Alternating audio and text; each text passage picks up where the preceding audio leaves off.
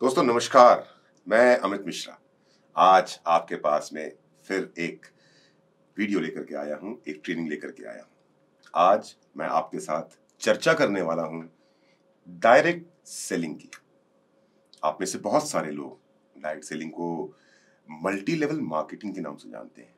आप में से कुछ लोग इसे नेटवर्क मार्केटिंग कहते हैं, आप में से कुछ लोग इसे रेफरल मार्केटिंग कहते हैं और कुछ लोग इसे डायरेक्ट सेलिंग कहते हैं। आप इसे जिस भी नाम से बुलाएं, चीज एक ही है, राइट। इसके पहले कि मैं डिटेल में चर्चा करूं आपसे डायरेक्ट सेलिंग के बारे में या मल्टी लेवल मार्केटिंग के बारे में या नेटवर्क मार्केटिंग के बारे में, मैं जानना चाहता हूं कि आप इस इंडस्ट्री के बारे में, आप इस कॉन्सेप्ट के बारे में, आप इस बिजनेस के बारे में क्या जानते हैं और क्या सोचते हैं। क्या आप ऐसा सोचते हैं कि डायरेक्ट सेलिंग या नेटवर्क मार्केटिंग एक मेंबर बनाने की स्कीम है? क्या हम कोई पॉलिटिकल पार्टी चला रहे हैं जहां पर हम मेंबर्स को एनरोल करते हैं? जी नहीं। क्या आप सोचते हैं कि डायरेक्ट सेलिंग पैसा घुमाने की स्कीम है? जी नहीं। क्या आपको ऐसा लगता है कि डायरेक्ट सेलिंग का मतलब हुआ इसकी टोपी उसके सर पहनाना? जी नहीं। क्या आपको लगता है कि डायरेक्ट सेलिंग का मतलब है ब्लैक के पैसे को व्हाइट में कन्वर्ट करना? बिल्कुल नहीं। क्या आपको लगता है कि डायरेक्ट सेलिंग फंसने और फंसाने का बिजनेस है? बिल्कुल नहीं। क्या आपको लगता है कि डायरेक्ट सेलिंग कोई चेन सिस्टम है? जी नहीं। ये गलत अवधारणा है।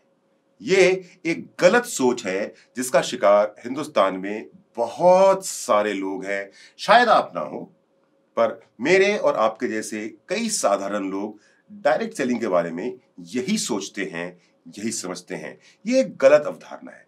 ये गलत अवधारणा बनी क्यों? सबसे पहले तो ये समझना बहुत जरूरी है, क्योंकि हिंदुस्तान में कुछ ऐसी कंपनियां आई जो आज भी हैं, जो आती हैं और चली जाती हैं। वो मनी रोटेशन का बिजनेस करती हैं डायरेक्ट सेलिंग के नाम पे। वो आती हैं और बोलती हैं कि आप हमें इतना पैसा दो, हम आपको हर महीने इतना पैसा वापस करेंगे घर बैठे हुए। ये डायरेक्ट सेलिंग नहीं है, ये एक पॉन्जी स्कीम है।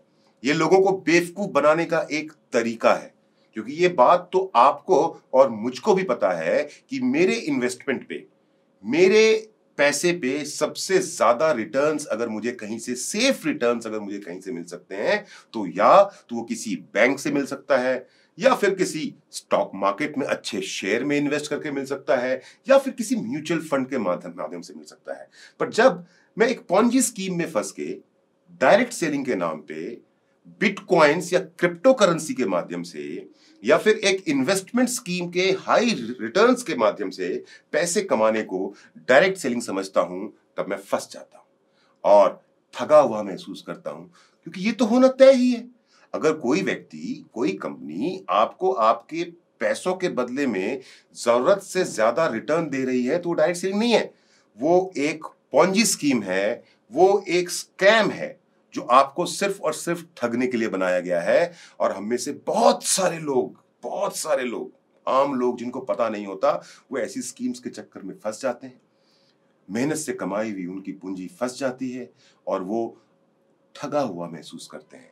और अंत में वो फिर इस इंडस्ट्री को, इस डायरेक्ट सेलिंग इंडस्ट्री को, इस मल्टी लेवल मार्केटिंग को गलत सोचते हैं। इस बिजनेस, इस कॉन्सेप्ट के बारे में गलत सोचते हैं। डायरेक्ट सेलिंग के नाम पर लोगों को बेवकूफ बनाने वालों ने ही इस इंडस्ट्री की इमेज को खराब कर रखा है। सच्चाई यह है कि जो लीगल डायरेक्ट सेलिंग है, जो भारत सरकार के द्वारा मान्यता प्राप्त डायरेक्ट सेलिंग इंडस्ट्री है, उस इंडस्ट्री ने पिछले फाइनेंशियल ईयर 2020 एंड 2021 में 16,000 करोड़ का बिजनेस किया है। 16,000 करोड़ का रेवेन्यू जनरेट हुआ है, जिसके कारण हिंदुस्तान की सरकार को 16,000 करोड़ के बिजनेस के बदले में जो टैक्स मिलना था, वो टैक्स जनरेट हुआ है। 16,000 करोड़ का रेवेन्यू जनरेट होने के बाद मेरे और आपके जैसे डायरेक्ट सेलर्स को जो इंसेंटिव के रूप में पैसा मिलना था, वो पैसा पहुंचा है। ये इतनी बड़ी इंडस्ट्री है। कुछ लोग ये भी सोचते हैं कि डायरेक्ट सेलिंग एक गेट रिच क्विक स्कीम है। फिर से रिपीट करता हूं, गेट रिच क्विक स्कीम मतलब ये एक ऐसी इंडस्ट्री है, ये एक ऐसा कॉन्सेप्ट है जिस इंडस्ट्री के अंदर में आप जल्द से जल्द अमीर बन सकते हैं। जी नहीं, अगर आप ऐसा सोचते हैं बिल्कुल गलत है। डायरेक्ट सेलिंग बेसिकली एक जीरो इन्वेस्टमेंट कॉन्सेप्ट का बिजनेस है। समझिएगा मेरी बात को। अगर आपको लगता है कि डायरेक्ट सेलिंग में आप पैसा लगा के पैसा कमाने वाले हैं, तो जी नहीं, बिल्कुल नहीं। डायरेक्ट सेलिंग बेसिकली एक जीरो इन्वेस्टमेंट कॉन्सेप्ट का बिजनेस है। इस बिजनेस को करने के लिए, इस बिजनेस में कामयाब होने के लिए आपको पैसे नहीं लगाने पड़ते। बेसिकली डायरेक्ट सेलिंग एक प्रोसेस है जिसमें एक इंसान के रोजमर्रा के जरूरत के सामान को लोगों के द्वारा उन तक पहुंचाया जाता है। मेरे और आपके जैसे लोगों के द्वारा उन प्रोडक्ट्स को प्रमोट किया जाता है जिसका इस्तेमाल हम और आप अपनी रोजमर्रा की जिंदगी में कर रहे हैं, और उसके पहले हमें उन प्रोडक्ट्स को खुद कंज्यूम करना पड़ता है, खुद उसका कंज्यूमर बनना पड़ता है। और जब हम सेटिस्फाई होते हैं उस प्रोडक्ट की क्वालिटी से, उस प्रोडक्ट के प्राइस से, उस प्रोडक्ट के इफेक्ट से, तो हम उसको प्रमोट करते हैं। इसलिए मैंने कहा जीरो इन्वेस्टमेंट कॉन्सेप्ट। क्यों? क्योंकि रोजमर्रा के जरूरत का सामान जो बाजार से आज तक आप खरीदते रहे थे, आपको दुकान बदलनी पड़ती है, और वो दुकान ऐसी होती है कि आपके घर के बगल से ना होकर के एक डायरेक्ट सेलिंग कंपनी के माध्यम से वो प्रोडक्ट आप तक पहुंचता है और आप उसको कंज्यूम करते हैं, आप उसके कंज्यूमर होते हैं। अब क्योंकि सामान जो आपने खरीदा, जो पैसे खर्च किए, उसके बदले का सामान आपको मिल गया, तो इन्वेस्टमेंट तो कुछ हुआ नहीं। फिर इन्वेस्ट क्या होता है? गेट रिच क्विक स्कीम नहीं है ये। इन्वेस्ट क्या होता है? डायरेक्ट सेलिंग इंडस्ट्री के अंदर में जो इन्वेस्ट आपको करना पड़ता है, वो इन्वेस्टमेंट होती है आपका टाइम और आपके एफर्ट्स। That's it. अब डायरेक्ट सेलिंग इंडस्ट्री के अंदर में जब आप प्रोडक्ट्स को प्रमोट करते हैं, रोजमर्रा के इस्तेमाल में आने वाले जो हमारे कंज्यूमेबल्स हैं, जब उनको आप एक डायरेक्ट सेलिंग कंपनी के माध्यम से प्रमोट करके लोगों तक पहुंचाते हैं, कंज्यूमर्स तक पहुंचाते हैं, तो आपका एक नेटवर्क क्रिएट होता है, और यही नेटवर्क जो है डायरेक्ट सेलिंग की नींव है। अब आप बोलेंगे, अमित जी, एक सवाल आपके मन में आ रहा होगा कि अमित जी, सब कुछ सही है, मुझे नेटवर्क बनाने की जरूरत क्या है? मैं तो पैसे लगा के पैसे कमाने वाला हूं। जी नहीं, अगर आप पैसे लगा के पैसे कमाने वाले हैं तो एक ना एक दिन बेवकूफ जरूर बनने वाले हैं। लेकिन अगर आप नेटवर्क क्रिएट करके पैसे कमाने वाले हैं तो जीवन में कभी भी आपको नीचे गिरने के लिए या पीछे जाने के बारे में सोचना ही नहीं पड़ेगा। अब आप बोलेंगे, नेटवर्क बनाना ही क्यों है? मैं नहीं बनाता नेटवर्क, मैं नहीं बनाना चाहता नेटवर्क। तो दोस्तों, अंग्रेजी में एक कहावत है, your net worth is your network. ध्यान से सुनिएगा मेरी बात को। Your net worth is your network. मतलब आपने अपने जीवन में जो भी काम किया, आप एक बिजनेसमैन हैं, आप किसी ऑफिस में काम करते हैं, या जिस प्रकार का भी काम कर रहे हैं, जब आप अपने जीवन में पलट के देखेंगे तो आपको पता चलेगा कि जितने लोगों के साथ में आपने काम किया, जितने लोगों की टीम के साथ में आप काम कर रहे हैं, वही आपका नेटवर्थ है। अगर आप पूरा जीवन अकेले काम करते रहे तो आपका नेटवर्थ है you, only you, that's it. You are one man army. आपको कुछ हो गया, इनकम खत्म। आप बीमार पड़ गए, इनकम खत्म। आप किसी कारण से काम नहीं कर पाए, इनकम खत्म। अगर आप इंडिविजुअल काम करते हैं, सिंगल वन मैन आर्मी है, और आपका कोई नेटवर्क नहीं है, तो किसी भी समय आपका नेटवर्थ जीरो हो सकता है, क्योंकि आपके पास नेटवर्क नहीं है। पर जो लोग एक टीम के साथ काम करते हैं, जिन लोगों के साथ में एक अच्छी खासी लोगों की तादाद है जो उनके साथ कंधे से कंधा मिला करके काम करते हैं, चाहे वो उनके एम्प्लॉय ही क्यों ना हो, तो जिनके पास में जितना बड़ा नेटवर्क है, जितने ज्यादा लोग हैं, उनका नेटवर्थ यानी कि उनकी खुद की कीमत उतनी ज्यादा है। आप अब भी नहीं समझे। आपने एक नाम सुना होगा, जियो, रिलायंस जियो, राइट? आज से कुछ साल पहले जियो अचानक से हिंदुस्तान के मार्केट में आया। रिलायंस इंडस्ट्री उससे 40-50 साल पहले तमाम अलग अलग फील्ड्स में काम कर रही थी, पर रिलायंस इंडस्ट्रीज टेलीकम्युनिकेशन के फील्ड में नहीं थी। रिलायंस अपने जियो प्लेटफॉर्म के थ्रू टेलीकम्युनिकेशन के फील्ड में आया, और उसके पहले बहुत सारी तमाम दूसरी कंपनियां, चाहे वो एयरटेल हो, वोडाफोन हो, आइडिया हो, बीएसएनएल हो, ये इस इंडस्ट्री के दिग्गज माने जाते थे। अब क्योंकि जियो उन सब से काफी लेट आया, तो देखिए उन्होंने अपना नेटवर्क कैसे क्रिएट किया, और नेटवर्क क्रिएट करके जियो ने अपना नेटवर्थ कैसे क्रिएट किया, बढ़ाया। जियो मार्केट में आता है और आने के बाद बोलता है कि भाई, हम एक नया कम्युनिकेशन का, टेलीकम्युनिकेशन का प्लेटफॉर्म लेकर के आ रहे हैं। और जो लोग जियो की फैसिलिटीज को इस्तेमाल करना चाहते हैं उनको 6 महीने तक जियो के सारे जितने भी प्रिविलेजेस हैं, जितने भी बेनिफिट्स हैं वो फ्री मिलेंगे। उसके लिए उनको कोई 1 रुपया चार्ज नहीं करना पड़ेगा। जियो ने ये काम क्यों किया? क्योंकि उस समय ऑलरेडी कुछ एस्टेब्लिश कंपनियां थी, लोग उनके सब्सक्राइबर थे, लोग उनके टेलीकॉम का नेटवर्क इस्तेमाल कर रहे थे और जनरली कोई जल्दी शिफ्ट नहीं करता है। तो जियो ने लोगों को 6 महीने तक हाई स्पीड डाटा दिया, तमाम तरह के प्रिविलेज दिए। अब गांव-गांव, शहर-शहर के अंदर में जो लोग इंटरनेट को पे करने की जिनके पास में क्षमता नहीं थी, उनके हाथों के अंदर में स्मार्टफोन आ गए और उस स्मार्टफोन के अंदर में डाटा उनके लिए फ्री था और धीरे-धीरे करके लोग इस चीज को एंजॉय करने लगे और एक ऐसा समय आया जब हिंदुस्तान के अंदर में 10 करोड़ लोग जियो के सब्सक्राइबर थे और फ्री में जियो का सिम यूज कर रहे थे। बाकी कंपनियां सोच रही थी जियो बेवकूफ है, बाकी कंपनियां सोच रही थी आज फ्री में है ना, कल जैसे ही जियो चार्जेस करना स्टार्ट करेगा ये सब लोग जियो को छोड़ देंगे। पर नहीं, ऐसा नहीं हुआ। 6 महीने तक जियो ने हिंदुस्तान भर में फ्री में सब्सक्रिप्शन देकर के एक नेटवर्क क्रिएट किया 10 करोड़ लोगों का। इस 10 करोड़ लोगों के नेटवर्क को क्रिएट करने के लिए हो सकता है जियो को कई हजार करोड़ रुपए खर्च करने पड़ गए होंगे, पर जियो ने चिंता नहीं की। और 6 महीने के बाद जब उनका all over India network create हो गया, लोग उनके सब्सक्राइबर बन गए, लोग उनके सिम कार्ड को यूज करने लग गए और उसके आदी हो गए, तो जियो एक ऐसा प्लान लेकर के आया प्रीपेड और पोस्टपेड में, जिसके कारण हिंदुस्तान की टेलीकॉम इंडस्ट्री के अंदर में भूचाल आ गया। और आज यही कारण है कि इतना बड़ा नेटवर्क क्रिएट करने के बाद जियो शायद, आई एम नॉट श्योर, शायद इंडिया का सबसे बड़ी टेलीकॉम कंपनी है। अब आप बोलेंगे अमित जी आप ये जो बातें बता रहे हो ना, ये मैं सब जानता हूं, तो आप ये भी जानते होंगे कि हमको भी अपना नेटवर्क क्रिएट करना है और अपने चाहतों की जिंदगी जीनी है, तो हमें भी तो एक नेटवर्क क्रिएट करना पड़ेगा।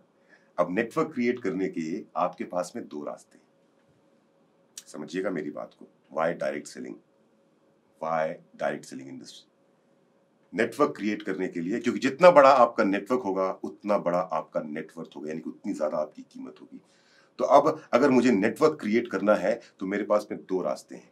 एक रास्ता है जिस रास्ते पे जियो ने अपना नेटवर्क क्रिएट किया, जिस रास्ते पे चल के अमूल ने अपना नेटवर्क क्रिएट किया, जिस रास्ते पे चल के पतंजलि ने अपना नेटवर्क क्रिएट किया और तमाम इस तरह के ब्रांड्स जिनके प्रोडक्ट्स को आप इस्तेमाल करते हैं, जिनके सर्विसेज को आप यूज करते हैं, उन लोगों ने अपना नेटवर्क क्रिएट किया है।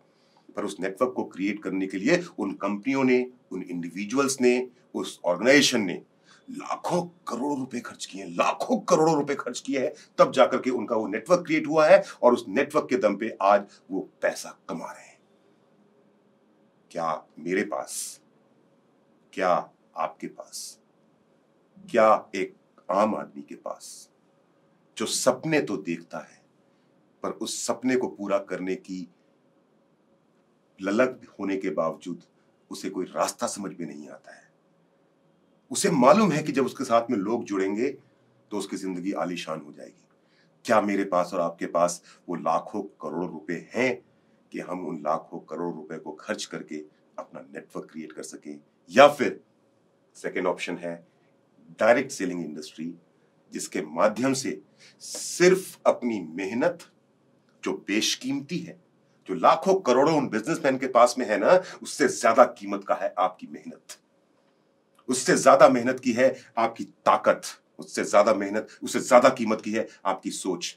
तो हम वो लाखों करोड़ों रुपए खर्च नहीं करेंगे, पर हम एक अच्छी डायरेक्ट सेलिंग कंपनी के साथ में, इस इंडस्ट्री के साथ में काम करके अपनी मेहनत के दम पे, अपने समय के दम पे और अपने हुनर के दम पे एक नेटवर्क क्रिएट कर सकते हैं। समय लगेगा 6 महीना, 1 साल, 2 साल, 3 साल, पर जिस दिन हमारा नेटवर्क क्रिएट हो जाएगा, हमारा नेटवर्थ भी, हमारी अपनी खुद की कीमत भी बहुत ज्यादा हो जाएगी। इसलिए मैं कहता हूं, मेरे और आपके जैसे लोगों को, अगर आम लोगों को अगर जीवन में कामयाबी के शिखर तक पहुंचना है, तो सिर्फ और सिर्फ एक ही प्लेटफॉर्म है, सिर्फ और सिर्फ एक ही इंडस्ट्री है, और इस इंडस्ट्री का नाम है डायरेक्ट सेलिंग इंडस्ट्री। उस इंडस्ट्री का नाम है मल्टी लेवल मार्केटिंग। उस इंडस्ट्री का नाम है नेटवर्क मार्केटिंग। और मैं आप सबको आमंत्रित करता हूं, आइए मेरे साथ, आइए हमारे साथ मिलकर के एक नेटवर्क क्रिएट करते हैं, ताकि हमारा नेटवर्थ भी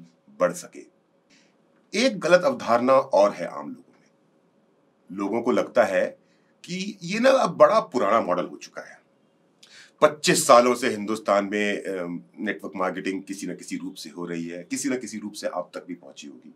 तो ये भाई 25 साल पुरानी इंडस्ट्री हो चुकी है और लोग ये सोचते हैं कि इस इंडस्ट्री के अंदर में ना जो शुरू में आ गया उसने तो पैसे कमा लिए, लेकिन अब नए लोगों को या नए लोगों के आने के लिए देरी हो चुकी है। यानी कि अब अगर आप और हम अगर अभी इस इंडस्ट्री के अंदर में एंटर करेंगे, इस इंडस्ट्री के साथ में काम करना शुरू करेंगे, डायरेक्ट सेलिंग में आएंगे, तो हम पैसे नहीं कमा सकते, क्योंकि जो शुरुआत में आए उन्होंने पैसे कमा लिए। गलत सोचते हैं, गलत अवधारणा है आपकी। सच्चाई ये है कि भले ही ये इंडस्ट्री 25 साल पुरानी है हिंदुस्तान के अंदर में, भले ही ये कॉन्सेप्ट 25 साल पुराना है हिंदुस्तान में, पर मात्र आज से 5 साल पहले यानी कि 16 सितंबर 2016, आज मैं आपसे बात कर रहा हूं जुलाई 2021 में, आज से लगभग 5 साल पहले 16 सितंबर 2016 को हिंदुस्तान की सरकार डायरेक्ट सेलिंग इंडस्ट्री को रेगुलेट करने के लिए फर्स्ट गाइडलाइंस लेकर के आई। यानी कि अभी सिर्फ 5 साल पहले नियम बनने शुरू हुए हैं हिंदुस्तान के अंदर में डायरेक्ट सेलिंग इंडस्ट्री को लेकर के। और दोस्तों, हम तो हिंदुस्तान के निवासी हैं, हम तो इंडियन हैं, गर्व से बोलते हैं, we are a proud Indian. और प्राउड इंडियन के साथ साथ हमको ये बात भी मालूम है कि हिंदुस्तान में जब कोई नियम और कानून जब बनता है, लागू होता है, स्ट्रीमलाइन होता है, व्यवस्था उसके लिए जब पूरी तैयार होती है, तो वो एक लंबा प्रोसेस होता है। अभी सिर्फ 5 साल हुए और मुझे ऐसा लगता है कि लगभग 5 साल और लगेंगे जब ये इंडस्ट्री भारत के सरकार के द्वारा फुल्ली एडमिनिस्ट्रेड होगी, फुल्ली कंट्रोल्ड होगी और हिंदुस्तान की सरकार के नियमों और उनके बंधनों के हिसाब से या उनके जो दिशा निर्देश होंगे उनके हिसाब से जब फुल फ्लेज यानी कि 100% जब काम होना शुरू होगा, तो लगभग 4 से 5 साल और लग जाएंगे। इसका मतलब क्या है?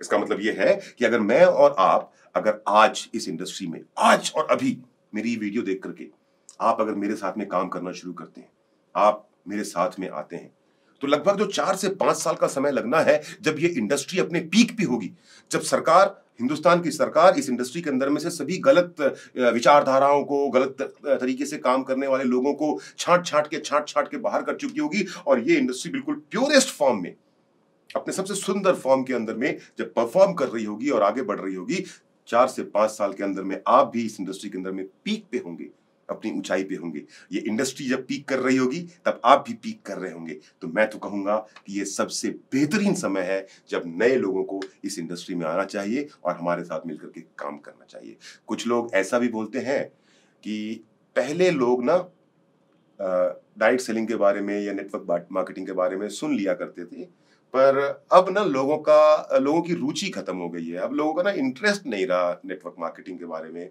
अब आप किसी को बताने के लिए जाओ ना तो कोई सुनने को तैयार नहीं होता। इसलिए भाई, क्योंकि लोग सुनने को तैयार नहीं है तो मैं इस कॉन्सेप्ट में थोड़ा सा बिलीफ मेरा कम है।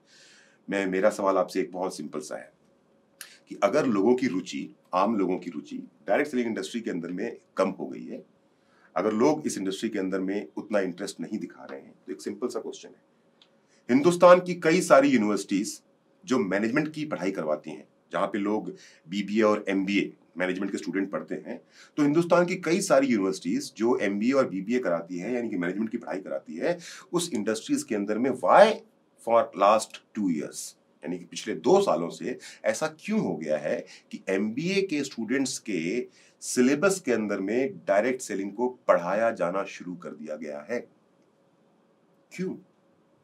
क्यों हमारे ग्रेजुएट्स को और पोस्ट ग्रेजुएट स्टूडेंट्स को, जो मैनेजमेंट के स्टूडेंट हैं, उनको डायरेक्ट सेलिंग के बारे में ज्ञान दिया जा रहा है कि डायरेक्ट सेलिंग का सही तरीका क्या है? मेरा सवाल है, क्यों हिंदुस्तान की सरकार के मंत्री, यूनिवर्सिटी के टीचर्स और प्रोफेसर्स इस इंडस्ट्री की तरफ अचानक से उनका ध्यान क्यों बढ़ रहा है? क्यों वो इस इंडस्ट्री को पढ़ने, सीखने और समझने की कोशिश कर रहे हैं? क्यों वो इस इंडस्ट्री को और साफ सुथरा बनाने की कोशिश कर रहे हैं? क्यों? क्योंकि एक अनुमान है, उस अनुमान के मुताबिक अगले 4 से 5 साल के अंदर, in the coming next 4 to 5 years, this direct selling industry the industry about which I am discussing with you, I am talking with you, this industry is going to generate a revenue worth 65,000 crore rupees. Yes, you heard it right. आज जो industry 16,000 crore सालाना का business कर रही है, आने वाले 4 से 5 साल के अंदर में ये इंडस्ट्री एक अनुमान के मुताबिक 65,000 करोड़ का बिजनेस करने वाली है एक साल के अंदर। इतनी ताकत है।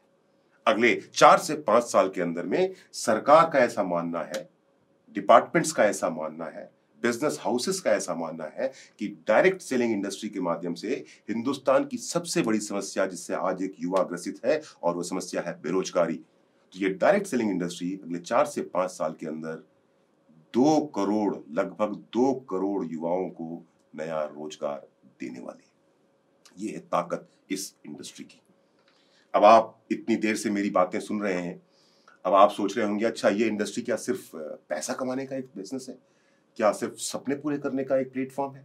मैं डायरेक्ट सेलिंग में क्यों आऊं? मेरे पास तो इतना पैसा है कि मैं अपने जीवन को आराम से जी सकता हूं, मेरे पास इतना पैसा है कि मैं अपनी लाइफ को comfortably, I am living my life comfortably. Okay fine, पर क्या सिर्फ पैसा ही चाहिए आदमी को एक अच्छी जिंदगी जीने के लिए? क्या सिर्फ पैसे के दम पे आप एक अच्छी जिंदगी जी सकते हैं? डायरेक्ट सेलिंग इंडस्ट्री या नेटवर्क मार्केटिंग आपको सिर्फ पैसा कमाने का एक साधन नहीं है। डायरेक्ट सेलिंग इंडस्ट्री या नेटवर्क मार्केटिंग में काम करके आप सिर्फ अपने जरूरतें या अपने सपने पूरे नहीं करते हैं।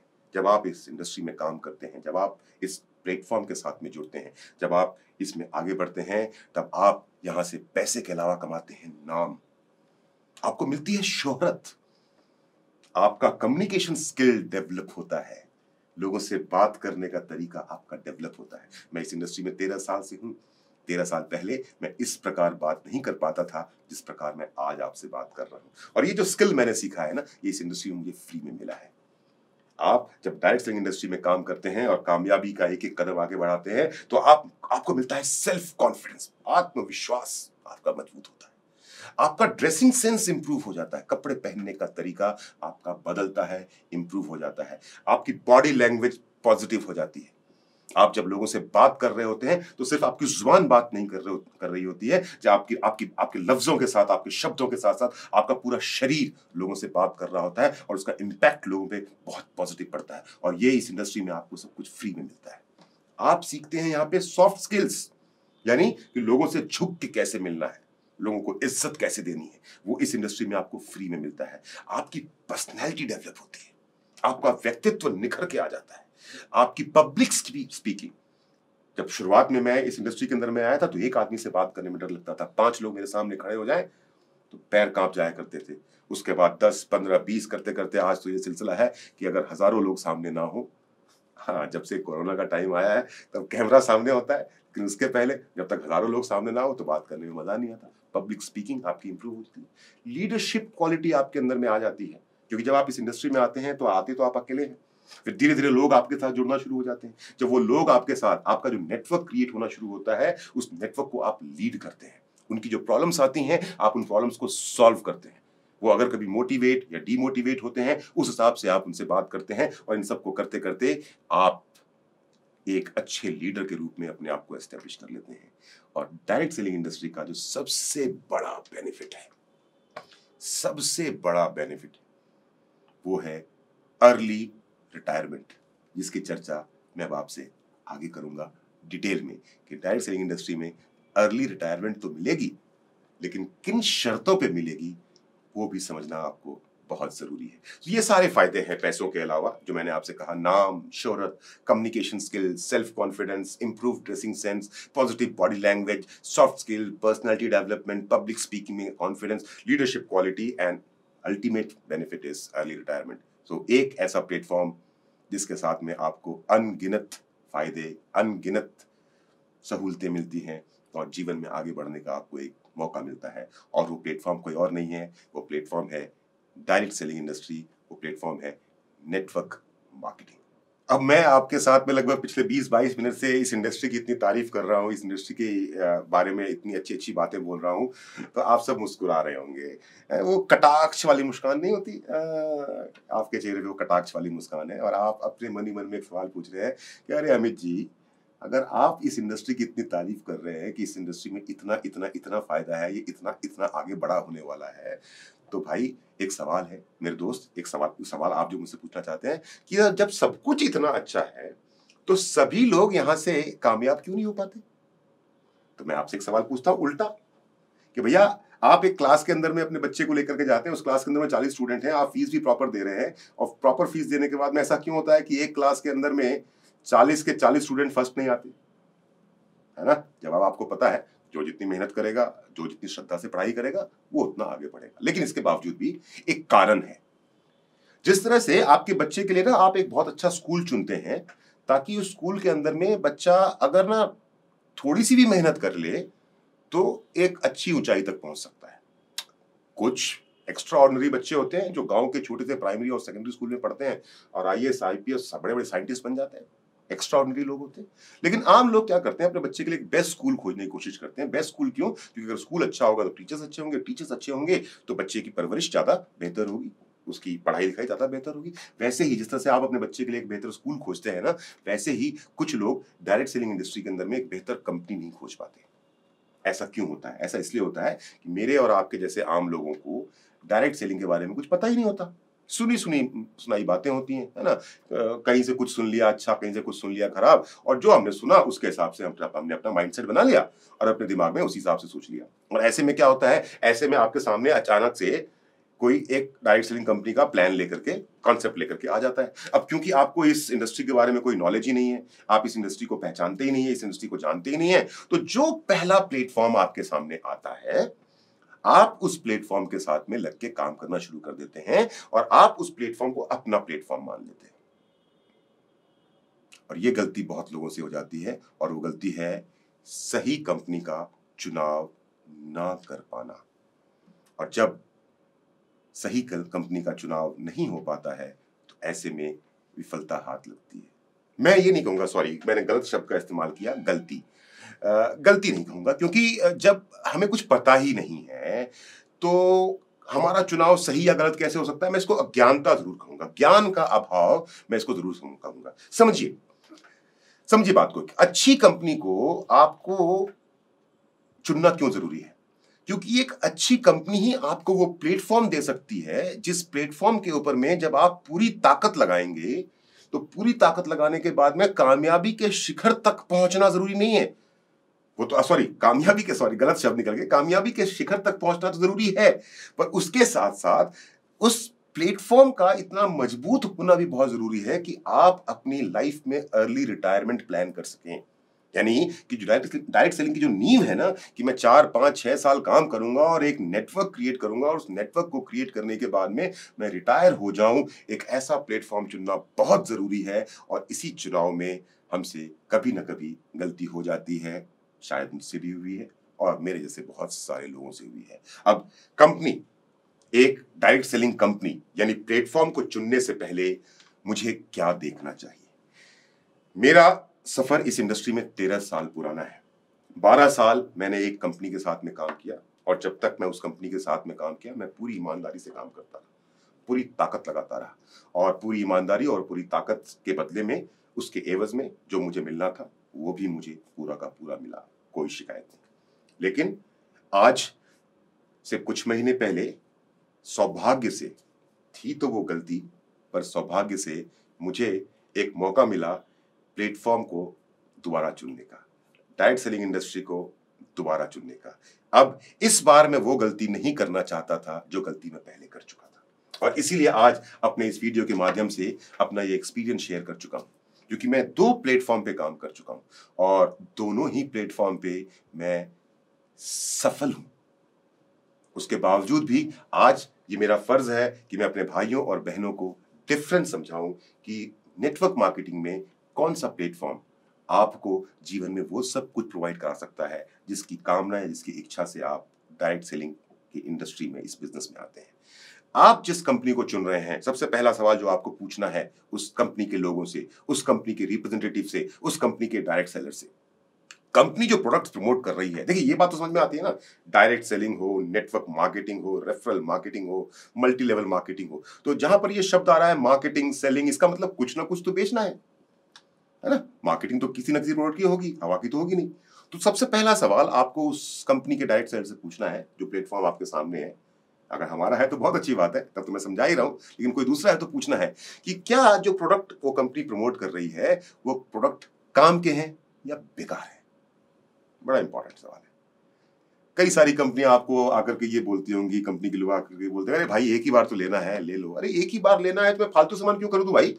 मेरी मेहनत का पैसा है, खून पसीने से कमाया हुआ पैसा है, मैं डायरेक्ट सेलिंग के नाम पे कोई बेकार प्रोडक्ट क्यों खरीदूंगा?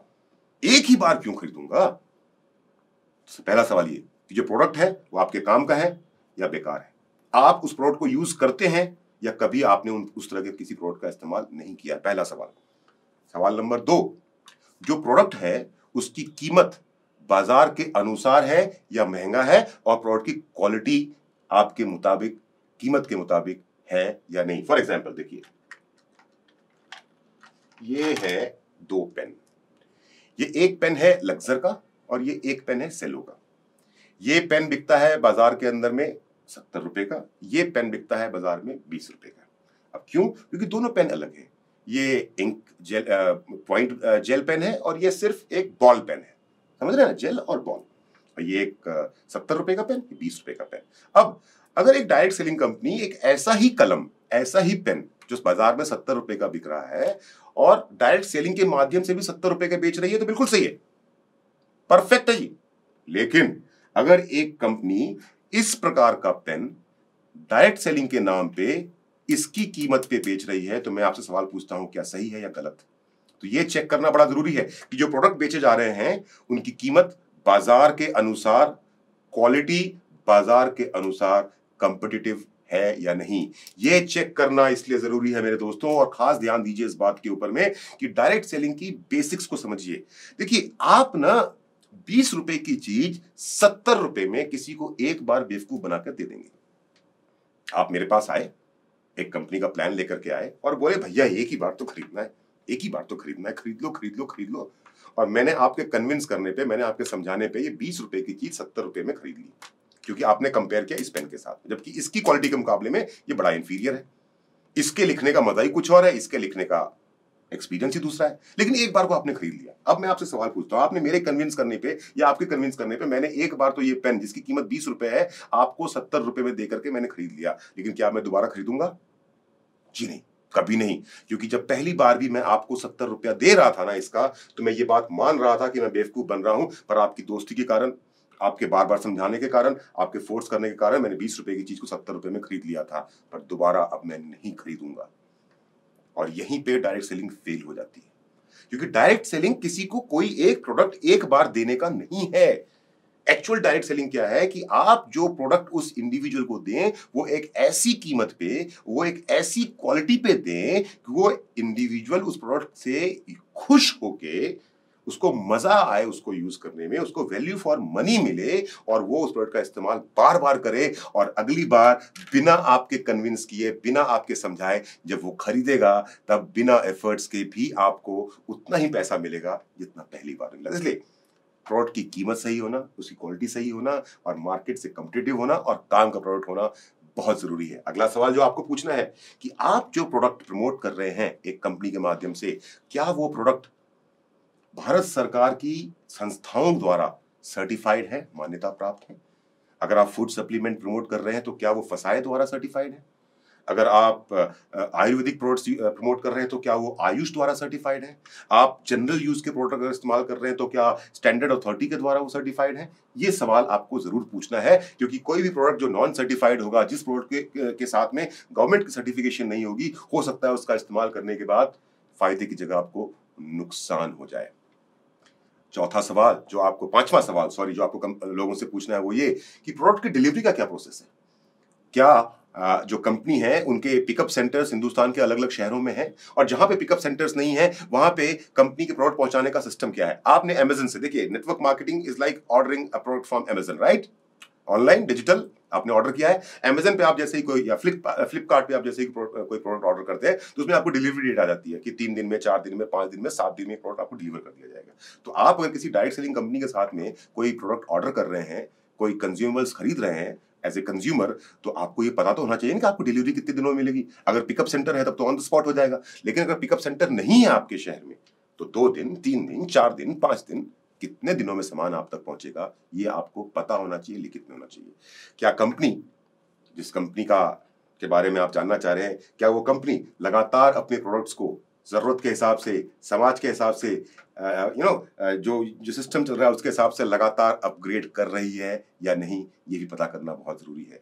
क्या कंपनी के सभी नियम और शर्त उस कंपनी के वेबसाइट के ऊपर में, यानी कि एक डायरेक्ट सेलर के रूप में आपके क्या अधिकार है, एक कंज्यूमर के रूप में आपके क्या अधिकार है, इस कंपनी के साथ में जिस भी कंपनी, मैंने अब तक किसी कंपनी का नाम नहीं लिया, जिस भी कंपनी के साथ में आप काम कर रहे हैं उस कंपनी के साथ में काम करने के दौरान में अगर कोई समस्या, कोई दिक्कत, कोई परेशानी आपको आ रही है तो उसका समाधान कौन करेगा, कैसे मिलेगा, आपकी दिक्कतें कैसे सॉल्व होंगी, क्या ये कहीं पर लिखित में है या नहीं। एंड मोस्ट इंपॉर्टेंट, कंपनी का पे आउट, कंपनसेशन प्लान वो एश्योर्ड है या परमुटेशन एंड कॉम्बिनेशन पे।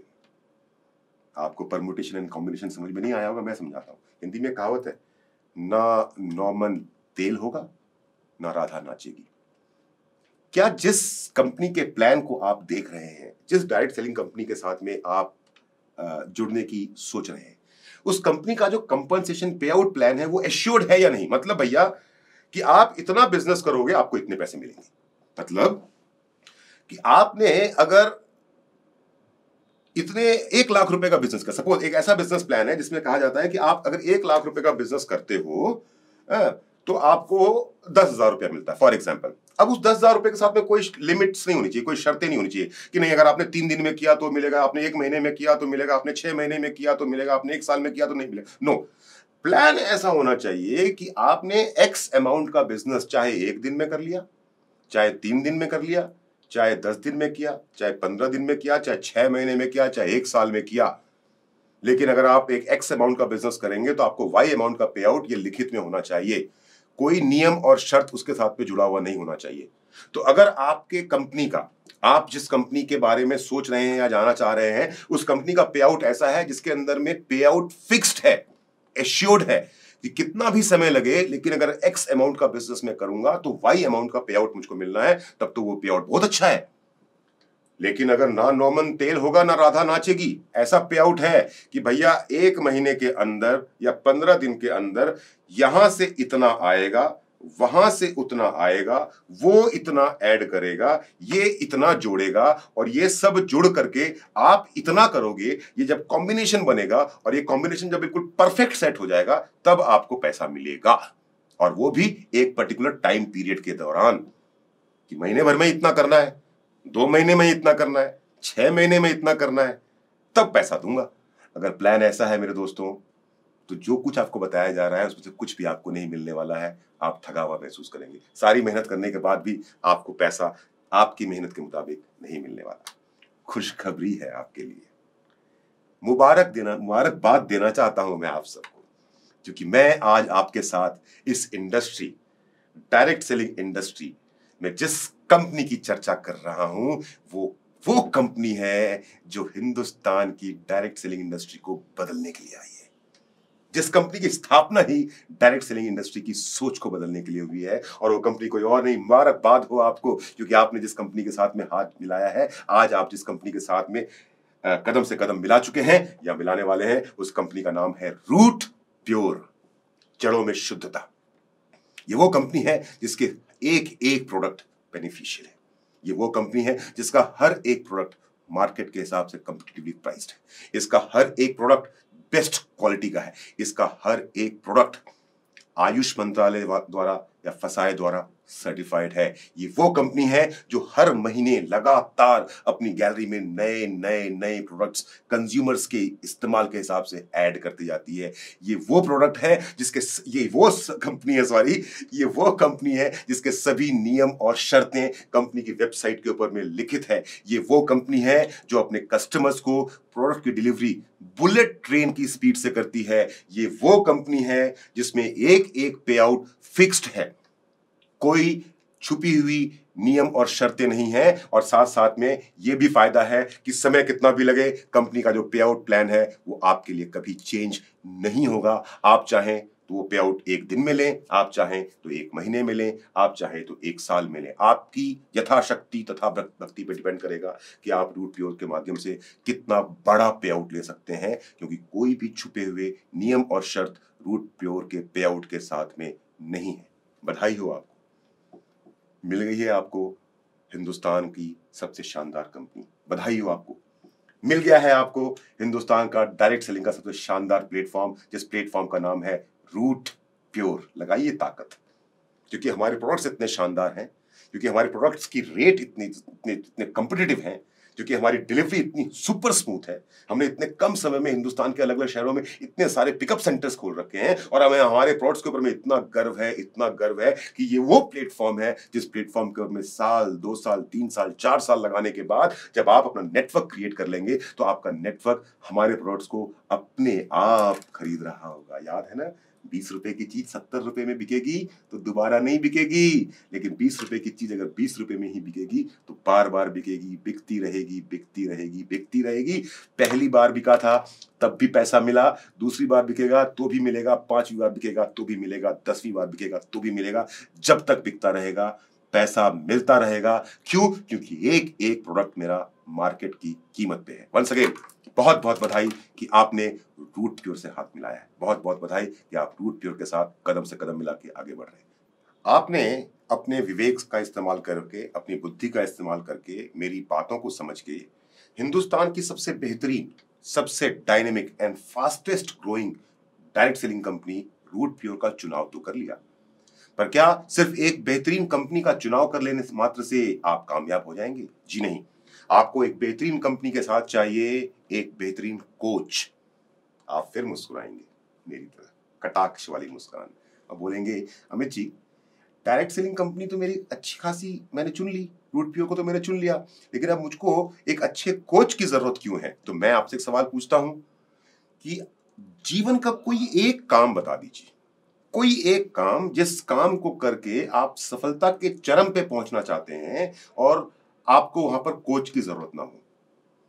क्या कोई काम आपको ऐसा दिखाई देता है जहां पर बिना किसी के सिखाए, बिना किसी के बताए, बिना किसी की उंगली पकड़े, बिना किसी के कदम से कदम मिलाए आप कामयाबी के शिखर तक पहुंच पाएंगे? आपका जवाब अपने आप होगा ना। फिर मेरा एक और सवाल है कि एक ऐसा प्लेटफॉर्म, रूट प्योर का एक ऐसा प्लेटफॉर्म जिस प्लेटफॉर्म पर 4 से 5 साल की कड़ी मेहनत आपको अर्ली रिटायरमेंट दे सकती है, एक ऐसा प्लेटफॉर्म जिस प्लेटफॉर्म पे 4 से 5 साल की कड़ी मेहनत आपको आपके सपनों की जिंदगी आपके हाथों में सौंप सकती है। क्या उस प्लेटफॉर्म पर दौड़ने के लिए, उस प्लेटफॉर्म पर आगे बढ़ने के लिए, उस प्लेटफॉर्म पर सफलता की चरम ऊंचाई तक पहुंचने के लिए एक अच्छे कोच की जरूरत है या नहीं? अब ये निर्णय करना है आपको कि आप किस प्रकार के कोच के साथ काम करना चाहते हैं। अगर आप टीम अमित मिश्रा का हिस्सा हैं, अगर आप ऑलरेडी मेरी टीम का हिस्सा हैं, तो आप ऑलरेडी मेरे साथ हैं। अगर आप विचार कर रहे हैं कि करूं या ना करूं, तो आइए आगे की बातों में, आगे की चर्चा में हम डिस्कस करते हैं कि रूट प्योर और टीम अमित मिश्रा के साथ आपको क्यों आना चाहिए।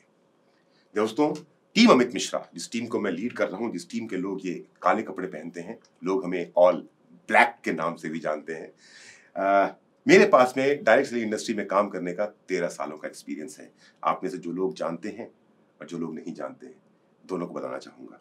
मेरा एक करियर लगभग 12 सालों का था और मेरा ये रूट प्योर का दूसरा करियर लगभग आज 9 महीने मुझे पूरे होने जा रहे हैं।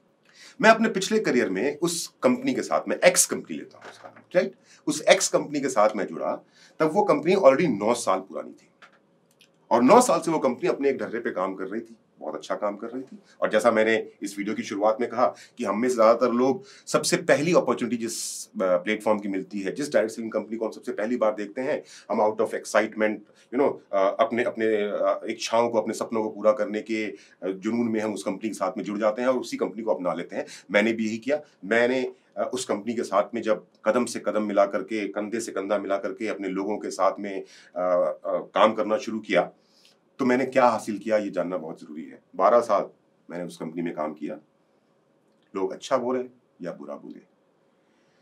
मात्र 8 महीने काम करने के बाद मैं पहला व्यक्ति था जिसने डायरेक्ट सेलिंग के इनकम से ब्रांड न्यू कार खरीदी थी सिर्फ 8 महीने में।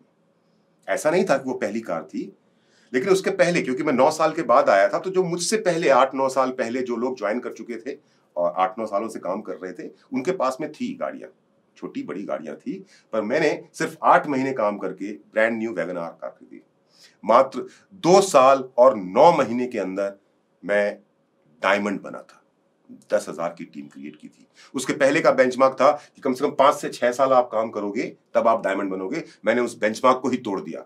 2 साल 9 महीने, कुछ लोग 3 साल बोलते हैं, 3 साल मान लेते हैं, तो 3 साल के अंदर मैं डायमंड बना। और उसके बाद नया बेंचमार्क सेट हुआ कि 3 साल के अंदर डायमंड बनना है और अमित मिश्रा के रिकॉर्ड को तोड़ना है।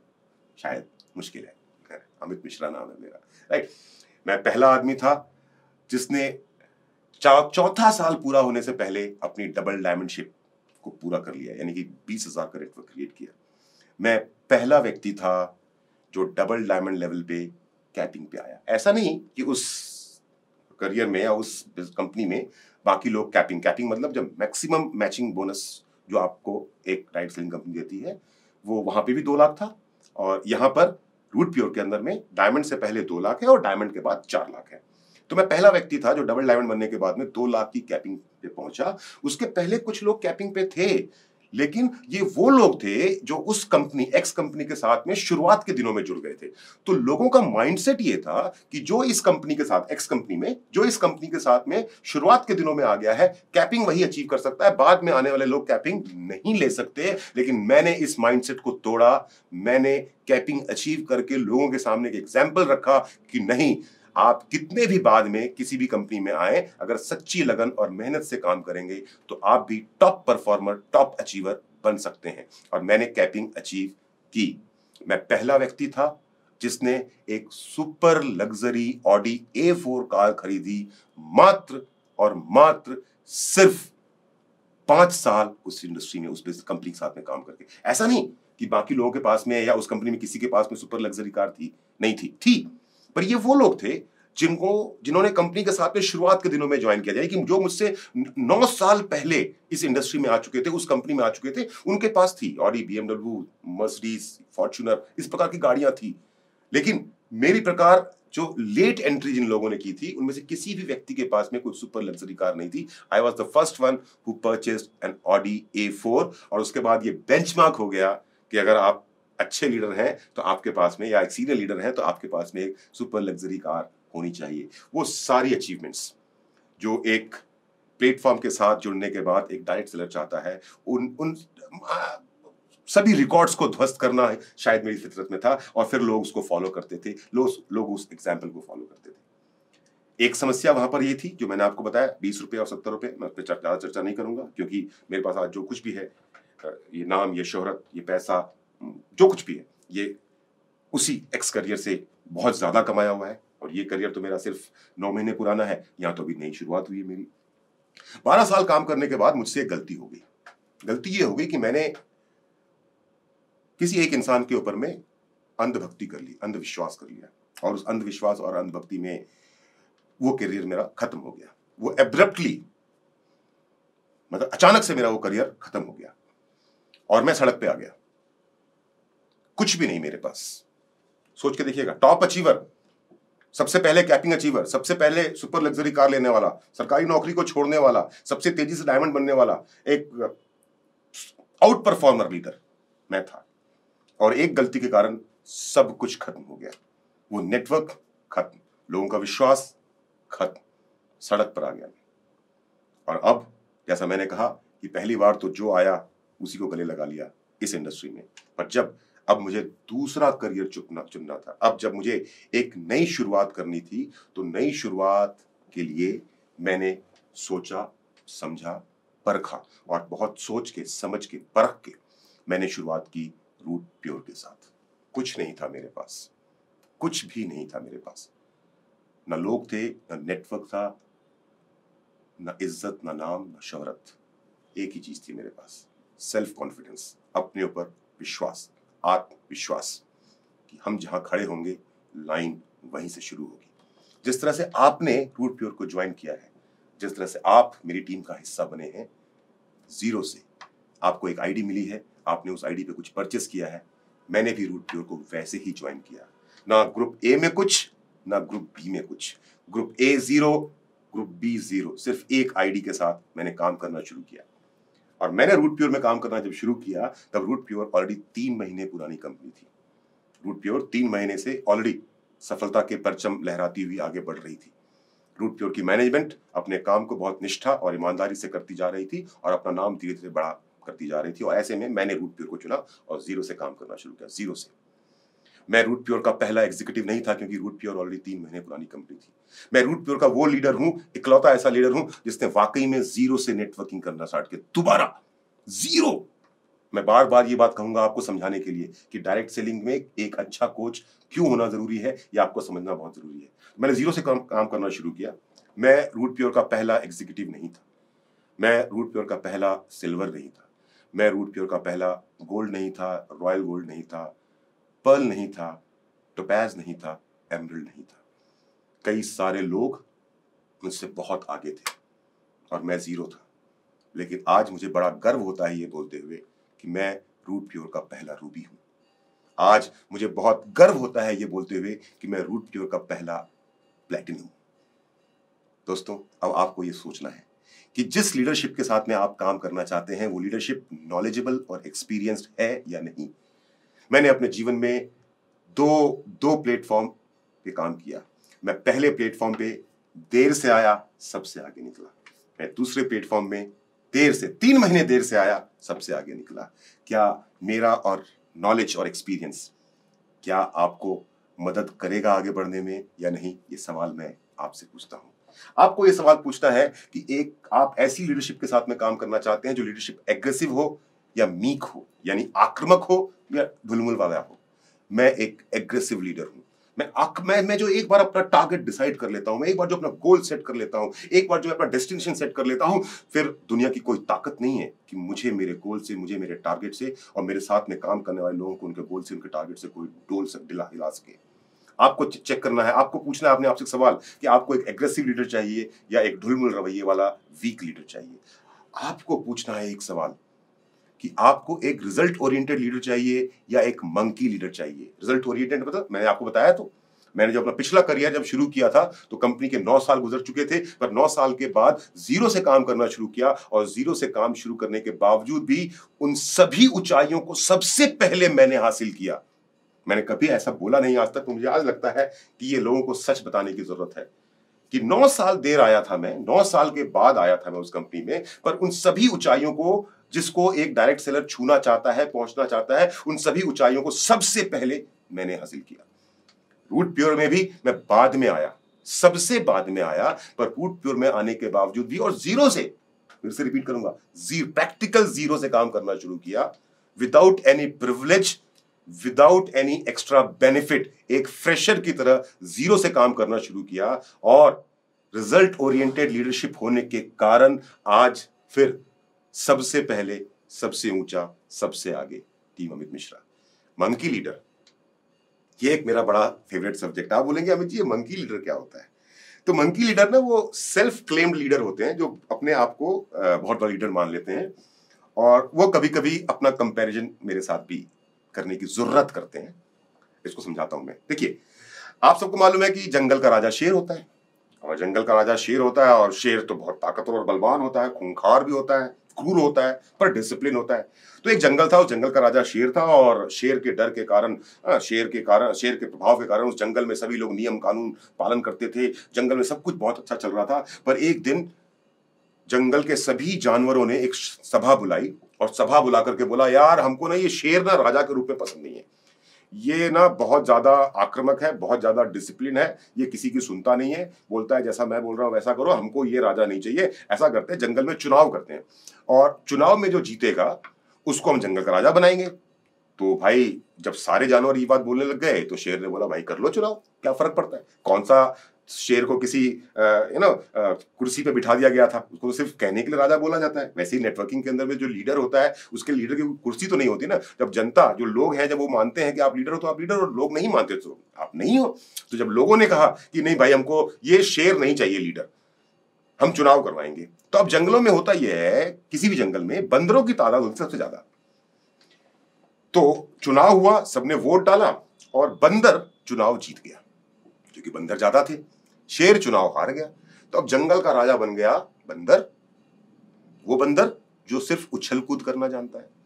अब क्योंकि बंदर जंगल का राजा था, यानी कि बंदर अब जंगल का लीडर बन गया, बंदर क्योंकि एक टीम का लीडर बन गया, तो अब उस जंगल के अंदर में या उस टीम के अंदर में लोगों ने बात माननी, नियम कानून मानने ही बंद कर दिए। जिसका जो मन होता वो करता, जिसको जब मन होता जो चीज हथियाना होता हथिया लेता, जिसको लड़ना होता लड़ लेता, जिसको काटना पीटना होता काट पीट लेता, और जंगल में अराजकता फैल गई। कुछ समय गुजरा और जंगल में अराजकता फैल गई, सबका जीना बड़ा मुश्किल हो गया। जब सबका जीना बड़ा मुश्किल हो गया तो सारे जानवर इकट्ठा हुए और बोले, यार ये हमारा जंगल का जो राजा है, नया राजा, ये बंदर, हमको उसके पास जाना चाहिए और शिकायत करनी चाहिए कि भाई जंगल में सब कुछ गलत हो रहा है, लोगों का जीना मुश्किल हो रहा है, आप इस जंगल के राजा हो, कुछ करो। तो सारे जानवर मिलकर के उस राजा के पास, बंदर के पास गए और बंदर के पास जाकर के बोले कि महाराज महाराज, जंगल में जीवन बहुत मुश्किल हो गया है, खुशहाली खत्म हो गई है, जिसका जो मन हो रहा है वो कर रहा है, आप जंगल के राजा हो, कुछ करो, लोगों का जीना बहुत मुश्किल हो रहा है, लोगों की खुशियां खत्म होती जा रही हैं। तो जो बंदर था जंगल का राजा, वो उन जानवरों की बात सुन के, अब उन लोगों की बात सुन करके क्या करता है, एक पेड़ से दूसरे पेड़, दूसरे पेड़ से तीसरे पेड़, तीसरे पेड़ से चौथे, पांचवें, छठे, सातवें पेड़ पे गुलाटी मारना शुरू करता, कूदना शुरू करता, इधर कूदता उधर कूदता, इधर कूदता उधर कूदता, इधर कूद रहा है उधर कूद रहा है। तो जानवर सारे देख रहे हैं, अरे ये क्या हो रहा है, कूद क्या रहा है, फान क्या रहा है। तो फिर एक ने हिम्मत करके पूछा कि महाराज, हम आपका शिकायत लेकर के आए थे कि जंगल में लोगों का जीना मुश्किल हो गया है, लोगों के परिवार की खुशियां खत्म हो गई, कुछ करो, आप कुछ करते क्यों नहीं हो। तो बंदर गुस्से में बोलता है, कर तो रहा हूं, देख नहीं रहे कितनी मेहनत कर रहा हूं, एक पेड़ से दूसरी पेड़, दूसरी पेड़ से तीसरी पेड़, तीसरी पेड़ से चौथी पेड़ छलांग मार रहा हूं, इससे ज्यादा मैं और क्या कर सकता हूं, मैं इतना ही कर सकता हूं, इससे में कोई रास्ता निकलता है तो निकाल लो, इससे ज्यादा मैं कुछ नहीं कर सकता। मैं एक पेड़ से दूसरी पेड़ पे छलांग नहीं मारता, मैं गुलाटियां नहीं मारता, मैं एक सिस्टम के हिसाब से, एक तरीके के हिसाब से, नियम कायदे और कानून के हिसाब से काम करता हूं और करवाता हूं।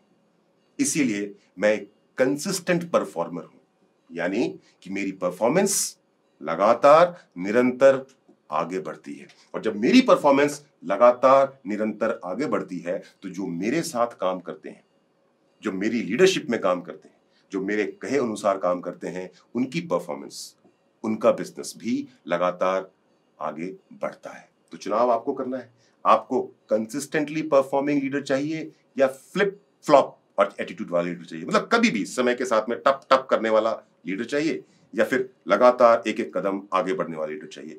आपको एक ऐसा लीडर चाहिए जो इंस्पिरेशनल हो, या आपको एक ऐसा लीडर चाहिए, कोच चाहिए जो ऑर्डिनरी हो। इंस्पिरेशन मतलब जब वो आपके लोगों से मिले, जैसे मैं अब आपसे बात कर रहा हूं, मैं आपसे सवाल पूछता हूं, क्या मेरी बातें आपको इंस्पायर कर रही हैं? देखिए ना मेरी वीडियो। एक लीडर ऐसा आपको चाहिए जो आपके लोगों से मिले तो आपके लोग बोले, वाह यार मजा आ गया, या एक लीडर ऐसा जो लोगों से मिले और मिलके चला भी जाए, पता भी ना लगे। ये डिसाइड आपको करना है। आपको एक ऐसा कोच चाहिए जो स्ट्रिक्ट और डिसिप्लिन हो, या एक ऐसा कोच चाहिए जो नॉन केयरिंग हो। आपको एक ऐसा कोच चाहिए जो सेल्फ मोटिवेटेड हो, या एक ऐसा कोच चाहिए जिसको मोटिवेशन की जरूरत पड़ती हो। आपको एक ऐसा कोच चाहिए जो ऑर्गेनाइज्ड हो, या एक ऐसा कोच चाहिए जो डिसऑर्गेनाइज्ड हो। चुनाव आपको करना है। आप में से जो लोग team Amit Mishra all black का हिस्सा बन चुके हैं, मुबारक देता हूं आपको, बधाई देता हूं आपको, क्योंकि आपने एक ऐसी लीडरशिप को चुना है, आपने एक ऐसे कोच को चुना है। आपने मुझे और मेरे साथ जो मेरे पांडव हैं, विशेष कुमार जी, कमलेन सिंह गहलोत जी, जीत वर्मा जी, संजीव शर्मा जी, सोहन कुमार जी, आपने मेरे साथ में मेरे पांडवों को और टीम अमित मिश्रा को चुन के एक एक्सपीरियंस लीडरशिप को चुना है। एक ऐसी लीडरशिप को चुना है जो लीडरशिप रिजल्ट ओरिएंटेड है, टारगेट पे फोकस्ड है। एक ऐसी लीडरशिप जो डिसिप्लिन है, एक ऐसी लीडरशिप जो कंसिस्टेंटली परफॉर्म करती है, एक ऐसी लीडरशिप जो स्ट्रिक्ट है, एक ऐसी लीडरशिप जो सेल्फ मोटिवेटेड है, एक ऐसी लीडरशिप जो बहुत ज्यादा ऑर्गेनाइज्ड है और सिस्टम से काम करती है। तो आप में से जो लोग हमारे साथ हैं उनको डबल बधाई मिलनी चाहिए। एक बधाई तो इसलिए क्योंकि आपने रूट प्योर को चुना, और दूसरी बधाई इसलिए कि आपने रूट प्योर के अंदर में टीम अमित मिश्रा को चुना, जो आज रूट प्योर की ही नहीं, डायरेक्ट सेलिंग इंडस्ट्री की, जिस तरह से Root Pure direct selling industry के अंदर में फास्टेस्ट ग्रोइंग कंपनी है, उसी प्रकार टीम अमित मिश्रा हिंदुस्तान के पूरे डायरेक्ट सेलिंग इंडस्ट्री के अंदर में सबसे तेजी से आगे बढ़ने वाली टीम है। So the choice is very simple, it's not complicated. The best team, the fastest growing team, the best company, the fastest growing company. ये कॉम्बिनेशन अगर आपने चुन लिया है तो आप वाकई में बधाई के पात्र हैं, आपको वाकई में शुभकामनाएं मिलनी चाहिए। और जो लोग अभी भी अधर पे हैं, जो लोग अभी भी विचार नहीं बना पा रहे हैं कि क्या करूं क्या ना करूं, उनके लिए मेरा एक मैसेज है, कब तक समंदर से दूर रह करके समंदर को निहारते रहोगे? समंदर का असली मजा लेना है, तेजी से आगे बढ़ना है ना, डायरेक्ट सेलिंग इंडस्ट्री में अपना नाम बनाना है ना, तो सिर्फ यही एक कॉम्बिनेशन है जो आपके सपनों की जिंदगी आपको दे सकता है। Root Pure with team Amit Mishra. So now you have the best company, you have the best products, you have the best possible payout, you have the best possible leadership, and you have the best opportunity in direct selling industry. And most important thing is you also wants to grow. Hindi में बोलता हूं, आपके पास में सबसे बेहतरीन company है, आपके पास में सबसे बेहतरीन प्रोडक्ट्स हैं, आपके पास में सबसे बेहतरीन पे आउट है, आपके पास में सबसे एग्रेसिव और बेहतरीन लीडरशिप है, आपके पास में सबसे शानदार प्लेटफॉर्म या अपॉर्चुनिटी है, और आप भी जीवन में आगे बढ़ना चाहते हैं। पर इसके बावजूद क्यों कुछ लोग रूट प्योर और टीम अमित मिश्रा में आने के बावजूद भी सफल नहीं हो पाते? ये एक बहुत बड़ा यक्ष प्रश्न है जिसका जवाब आज मैं आपको देता हूं। आप रूट प्योर में आते हैं, आप टीम अमित मिश्रा में आते हैं, आप हमारे साथ आकर के ये काले कपड़े भी पहनते हैं, लेकिन उसके बावजूद भी आप सफल नहीं हो पाते हैं या आप फेल हो जाते हैं। ना ना ना ना ना, फेल शब्द बोलना गलत होगा। आप बीच रास्ते में हमारा साथ छोड़ के चले जाते हैं। पिछले 13 सालों के अपने डायरेक्ट सेलिंग के एक्सपीरियंस में मैंने लोगों को फेल होते हुए नहीं देखा। लोगों ने मेरा साथ छोड़ दिया, लोगों ने इस इंडस्ट्री को छोड़ दिया, लोगों ने काम करना छोड़ दिया, लोगों ने अपने सपने छोड़ दिए। ऐसा क्यों होता है? Why you quit? आप आए हैं जिन सपनों के साथ, आप आए हैं जिन उम्मीदों के साथ, वो सपने आपके हैं, वो उम्मीदें आपकी हैं, ये जीवन आपका है। मेहनत भी करना चाहते हैं आप और आगे भी बढ़ना चाहते हैं आप, लेकिन फिर आप कामयाब क्यों नहीं हो पाते और क्यों आप हमारा साथ छोड़ देते हैं, ये समझना बहुत जरूरी है। कुछ कारण है, 7 ऐसे कारण हैं जिनको मैं एक एक करके आपको समझाने की कोशिश करता हूं। पहला कारण, कुछ लोग इस बिजनेस को, इस इंडस्ट्री को, इस प्लेटफॉर्म को ज्वाइन करते हैं दाव लगाने के लिए। मैंने कहा ना, ये जीरो सम इन्वेस्टमेंट प्लेटफॉर्म है, क्योंकि इस बिजनेस को शुरू करने के लिए आपको कोई पैसे तो खर्च करने ही नहीं पड़े, क्योंकि जो रोजमर्रा की जरूरत का सामान आप बाजार से खरीदते थे, आपने दुकान बदली और एक direct selling company Root Pure से वाजिब कीमत पे खरीदा, तो पैसे कहाँ खर्च हुए? जो पैसे लगाए उसके बदले का सामान आपको मिल गया। तो क्योंकि ये जीरो सम इन्वेस्टमेंट अपॉर्चुनिटी है, तो आप यहाँ पे दाव लगाते हैं, जुआ खेलते हैं। देखें क्या होता है, देखें कुछ होता है या नहीं होता है। और क्योंकि यहाँ पर आप दाव लगाने के लिए आए हैं, क्योंकि आप इस प्लेटफॉर्म को, इस बिजनेस को एक जुए की तरह खेल रहे हैं, हार जाएंगे आप, वहां नहीं पहुंच पाएंगे आप जहां पहुंचना चाहते हैं। तो प्लीज, अगर आप दाव लगाने आए हैं तो मेरा ये मैसेज है आपको कि दाव लगाना बंद कर दीजिए, कि कोई भी जुआरी 1-2 खेल तो जीत जाएगा पर जीवन संवार नहीं पाएगा। दूसरी गलती जो आपसे होती है, नए लोगों से होती है। हमारे साथ में आ जाने के बावजूद भी उनके बहाने या नखड़े खत्म नहीं होते।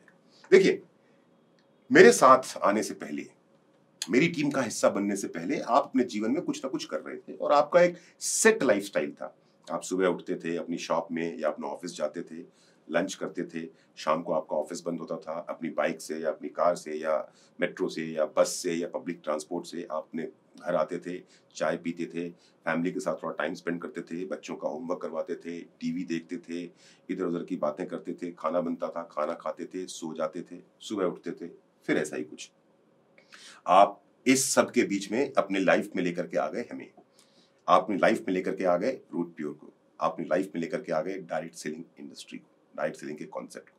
लेकिन उसके बावजूद भी आप अपने जीवन के जो सेट आपका एक पैरामीटर पे लाइफ चल रही है, उसको आप चेंज नहीं करना चाहते हैं। आप चाहते हैं कि जीवन वैसा ही चलता रहे जैसा आज तक चल रहा है और उसके बावजूद भी आप सफल हो जाएं। और जब मेरे जैसे लोग आपको बोलते हैं नहीं बदलना तो पड़ेगा, बदलना तो पड़ेगा, ये जो पैरामीटर्स हैं इनको चेंज तो करने पड़ेंगे, तो आप बहाने बनाते हैं या आप नखरे करते हैं या आप नाराज होते हैं या आपको ऐसा लगता है कि हम आपसे जबरदस्ती कर रहे हैं।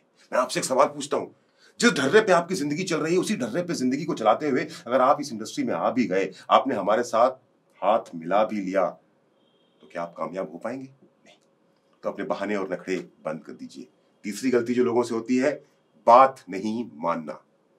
मतलब हम जो समझा रहे हैं, मैं पिछले 50 मिनट से आपको जो समझा रहा हूं, आप वो नहीं मानेंगे, आप वो नहीं समझेंगे, आप वही करेंगे जो आपको सही लगता है। तो आपको क्या लगता है कि जो 13 साल इस इंडस्ट्री में काम करने के बाद 2 इनिंग्स, फर्स्ट इनिंग खत्म, सेकेंड इनिंग शुरू, और दोनों इनिंग में टॉप परफॉर्मर, दोनों इनिंग में टॉप की पोजीशन, दोनों इनिंग में नंबर 1, ये जो एक्सपीरियंस मेरे पास है, ये एक्सपीरियंस जब मैं आपके साथ शेयर कर रहा हूं और आप इस एक्सपीरियंस को सुनने और समझने के बाद, मेरी बातों को सुनने और समझने के बाद भी अगर मेरी बातों को और मेरे साथ साथ जो मेरे लीडर्स हैं उनकी बातों को अगर आप नहीं मानेंगे तो आप गलती करेंगे। फिर आप बातों को तो मान लेते हैं, हमारे सामने जो चौथी गलती आप करते हैं, आप बातों को तो मान लेते हैं, हाँ हाँ भी बोल देते हैं, बातों को सुन भी लेते हैं, समझते भी हैं, लेकिन उसके बाद काम करते हैं अपने हिसाब से। जो ठीक लगेगा वो करेंगे, जो ठीक नहीं लगेगा वो नहीं करेंगे। तो फिर मुझे आपने अपना कोच चुना ही क्यों? अगर मेरी बताई हुई बातों से आप हाँ बोलने के बाद, इत्तेफाक रखने के बाद में अपने दिमाग में उसको फिल्टर करके अपने हिसाब से पिक एंड चूज करते हैं, जो अच्छा लगा वो किया, जो अच्छा नहीं लगा उसे साइड कर दिया, तो गलती आप कर रहे हैं या नहीं, ये एक सवाल है जो आप अपने आप से पूछिए। पांचवी गलती जो ज्यादातर लोग करते हैं कि वो इस इंडस्ट्री में तो आ जाते हैं, एक ऐसी इंडस्ट्री जो आपको नाम, पैसा, शोहरत, public speaking, leadership quality, body language, excellent dressing sense, early retirement, जिनकी बातें मैं शुरुआत में कर रहा था, वो सब कुछ देने वाला है, लेकिन उसके बावजूद भी आप खुद को बदलते नहीं हैं। जैसे आए थे वैसे ही पड़े हैं। ना आपने अपने बातों के सिलसिले को, बात करने के सिलसिले को बदला, ना आपने अपनी वोकैबुलरी को इंप्रूव किया, ना आपने अपनी कम्युनिकेशन स्किल को इंप्रूव किया, ना आपने अपनी नॉलेज को इंप्रूव किया। जैसे थे वैसे ही पड़े और सोच रहे हैं कि कुछ हो जाएगा, नहीं होगा। एक एक कदम आगे बढ़ने के साथ साथ आप एग्जीक्यूटिव बनेंगे, आप सिल्वर बनेंगे, आप गोल्ड बनेंगे, आप रॉयल गोल्ड बनेंगे। जो जो लेवल्स आप अचीव करते जाएंगे, जैसे जैसे लीडरशिप आपकी बढ़ती चली जाएगी, उस हर लेवल के साथ आपको अपने विचार, आपको अपने अपने बात करने का तरीका, आपकी कम्युनिकेशन स्किल, आपकी पर्सनैलिटी, आपके नॉलेज, आपके ड्रेसिंग सेंस, हर एक चीज को आपको बदलना पड़ेगा, तभी आप कामयाबी के शिखर तक पहुंच पाएंगे। छठी गलती जो लोग करते हैं हमारे साथ आने के बाद, कि वो मेहनत से ज्यादा किस्मत पर विश्वास करते हैं। उन्हें ऐसा लगता है कि अमित मिश्रा एक्स करियर में भी अगर कैपिंग अचीवर था, सबसे जल्दी डायमंड बनने वालों में से था, सबसे तेजी से आगे बढ़ने वालों में से था, तो उसकी किस्मत बड़ी अच्छी थी। अरे मेरे दोस्त, अगर मेरी किस्मत बड़ी अच्छी होती तो मुझसे वो गलती ही क्यों होती जो गलती मुझसे हो गई? फिर लोग बोलते हैं अमित जी, क्योंकि 12 साल में ना आपने बहुत सारा नाम और शोहरत कमा लिया था ना, इसीलिए आप आज रूट प्योर में भी कामयाब हो गए। अरे भैया, अगर मैं रूट प्योर में इसीलिए कामयाब हुआ क्योंकि मेरी किस्मत बहुत अच्छी थी या मैंने नाम बहुत कमा रखा था, तो मुझे जीरो से क्यों शुरू करना पड़ा? एक फ्रेशर की तरह, जिस तरह से आपने काम करना शुरू किया है, उस तरह से काम करना क्यों शुरू करना पड़ा? समझिए, आज मैं जिस भी मकाम पे पहले था, आज मैं जिस भी मकाम पे आज हूं, वो सिर्फ और सिर्फ अपनी मेहनत के दम पे हूं। वो सिर्फ और सिर्फ लगातार निरंतर काम करने के कारण हूं। किस्मत के भरोसे बैठा होता तो जिस तरह से दुनिया में तमाम लोग रोते रहते हैं, बिलखते रहते हैं, दूसरों को ब्लेम करते रहते हैं, अपनी नाकामयाबी का ठीकरा दूसरों के सर पे फोड़ते हैं, कुछ लोग मेरे सर पे भी फोड़ने की कोशिश करते हैं ना, उसी तरह से मैं भी रो रहा होता, मैं भी बिलख रहा होता। अपने साथ जीवन में जो गलतियां मुझसे हुई हैं या जो गलत मेरे साथ हुआ है, उसका दोष मैं दूसरों को दे रहा होता। नहीं, मैं वो आदमी हूं जिसने कहा कि हाँ मुझसे गलती हुई है। मैं वो आदमी हूं जिसने कहा कि यस, मैंने अपने पिछले करियर में कुछ अच्छा सीखा था, कुछ गलत सीखा था। जो गलत सीखा उसको जीवन से बाहर कर दिया, जो गलतियां हुई उसको जीवन से बाहर कर दिया, और जो अच्छा सीखा उसका इस्तेमाल कर रहा हूं। अपनी मेहनत को पहले के मुकाबले ज्यादा तेजी से कर रहा हूं। जब मैंने रूट प्योर के साथ में जीरो से काम करना शुरू किया था ना, एक फ्रेशर की तरह, एक नई आईडी पे, group A 0, group B 0, group A में कोई नहीं, ग्रुप बी में कोई नहीं। कुछ लोग थे जो 3-3.5 महीने से हताश और परेशान थे, जिनकी उम्मीदें टूटी हुई थी, जिनके सपने खत्म हो गए थे, जो कुचल दिए गए थे, जो एक तरह से खत्म हो चुके थे। एक डेड नेटवर्क, एक डेड टीम के साथ में काम करना शुरू किया। तो आज जिस मकाम पे पहुंचा हूं, उस मकाम पे पहुंचने का सबसे बड़ा कारण यह है कि रूट प्योर के साथ जिस दिन कदम मिलाया, रूट प्योर के साथ में जिस दिन मेरी आईडी बढ़ी, उसके अगले दिन सुबह मैंने अपना घर छोड़ दिया और 54 दिन, 54 days, let me tell you, 54 days तक लगातार अपने घर से बाहर रहा। हिंदुस्तान के अलग अलग शहरों में, अलग अलग स्टेट्स में, कश्मीर से लेकर के महाराष्ट्र तक, लद्दाख से लेकर के यूपी और बिहार तक अलग अलग जगहों पे घूमता रहा और लोगों को कन्विंस करता रहा कि आइए मेरे साथ काम कीजिए, आइए मेरे साथ काम कीजिए। तब आज इतना बड़ा साम्राज्य फिर से खड़ा कर पाया हूं। तो मेहनत पे भरोसा कीजिए, किस्मत पे नहीं। और सबसे बड़ी गलती जो आप करते हैं, 7वीं और सबसे बड़ी गलती जो आप करते हैं, कि आप सिस्टम नहीं फॉलो करते। सिस्टम मतलब मैं अपने पांडवों से कुछ कहता हूं, जो मेरे पांडव हैं, मैं उनको कुछ करने के लिए कहता हूं और मेरे पांडव मेरे इंस्ट्रक्शंस को नीचे ट्रांसफर करते हैं, मेरे सिस्टम को नीचे ट्रांसफर करते हैं। तो बेसिकली जो आपके टीम लीडर हैं, जो आपके रॉयल गोल्ड, पर्ल, टोपैज और एमरल्ड लीडर्स जो हैं, वो आपको वो इंस्ट्रक्शंस दे रहे हैं जो इंस्ट्रक्शंस मैंने उनको पर्सनली दिया है।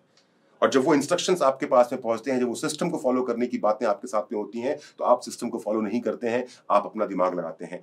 कृपया ये 7 गलतियां ना करें। दाव मत खेलिए, बहाने और नखड़े खत्म कीजिए, बात मानना शुरू कीजिए, अपने हिसाब से काम करना बंद कीजिए, खुद में लगातार बदलाव लाते रहिए, मेहनत पे ज्यादा विश्वास कीजिए, किस्मत अपने आप आपका साथ दे देगी, और सिस्टम को फॉलो कीजिए। अब आप पूछेंगे कि अमित जी, आपकी तरह अगर मुझे बड़ा नेटवर्क बनाना है तो मुझे करना क्या पड़ेगा? ये एक बड़ा इंपॉर्टेंट सवाल है। इसका जवाब मैं आपको बड़े इंटरेस्टिंग तरीके में देता हूं, आपको सुनकर भी मजा आएगा। आपने कभी बैम्बू ट्री देखा है? बांस का पेड़ देखा होगा, गांव देहात में सड़कों पे चलते हुए देखा होगा, बांस के बड़े बड़े झाड़ होते हैं। अब ये बांस को उगाया कैसे जाता है? तो जैसे आम की गुठली होती है, आम की गुठली को आप जमीन के अंदर गाड़ देते हैं, उसमें खाद और पानी डालते हैं, उसमें से आम का पेड़ निकल जाता है। तो बांस की ना कोई गुठली नहीं होती, बांस का जड़ होता है। बांस के उस जड़ को जमीन के अंदर में दबा दिया जाता है और दबाने के बाद में सेम पानी और खाद दिया जाता है और उसमें से बांस का पेड़ निकलता है। अब आपने क्या किया?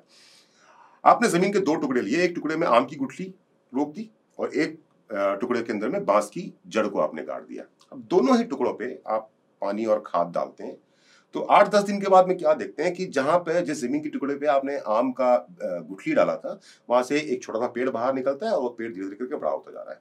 पर जहां पर आपने बांस के जड़ को गाड़ा था, जहां से आपको बांस का पेड़ उगाना है, वहां पर 15 दिन गुजर गए, खाद और पानी दिया जा रहा है पर कुछ हो ही नहीं रहा। 1 महीना गुजर गया, कुछ हो ही नहीं रहा। 2 महीना गुजर गया, कुछ हो ही नहीं रहा। 3 महीना गुजर गया, कुछ हो ही नहीं रहा। और यहाँ आम का पेड़ धीरे धीरे बड़ा होता जा रहा है, 1 फीट, 2 फीट, 3 फीट ऊपर जा रहा है। और यहाँ पर जहाँ पे बांस का जड़ डाला हुआ, वहां पे कुछ हो ही नहीं रहा। 4 महीने गुजर गए, कुछ हो ही नहीं हुआ। 5 महीने तक गुजर गए, कुछ नहीं हुआ। 6 महीने के बाद में इतना सा एक पत्ता हरा रंग का जमीन फाड़ के बाहर आता है। आप सोचते हैं कि आपकी 6 महीने की मेहनत खराब हो गई, आपको लगता है कि बांस की जड़ खराब थी। जी नहीं, जब वो आम का पेड़ अपनी छोटी सी जड़ों के दम पे धीरे धीरे करके बाहर आ रहा था, तब वो बांस का जो बीज था, बांस का जो जड़ था, जमीन के नीचे अपनी जड़ों को मजबूत कर रहा था। वो जमीन के नीचे अपने नेटवर्क को मजबूत कर रहा था, जो काम मैंने रूट प्योर के साथ में शुरुआत के 54 दिनों में किया। 54 दिनों तक मैंने पैसे नहीं कमाए, 54 दिनों तक मैं अपनी टीम की जड़ों को मजबूत करता रहा, मैं अपनी टीम की जड़ों को सींचता रहा, मैं अपनी टीम की जड़ों के अंदर में नॉलेज और एक्सपीरियंस बांटता रहा, कॉन्फिडेंस ट्रांसफर करता रहा। और वो बांस का वो पेड़ जो 6 महीने के बाद जमीन के बाहर इतना सा आया था, वो अगले 1 महीने में 40 फीट का हो जाता है। क्यों? क्योंकि अब उसकी नींव मजबूत हो गई है।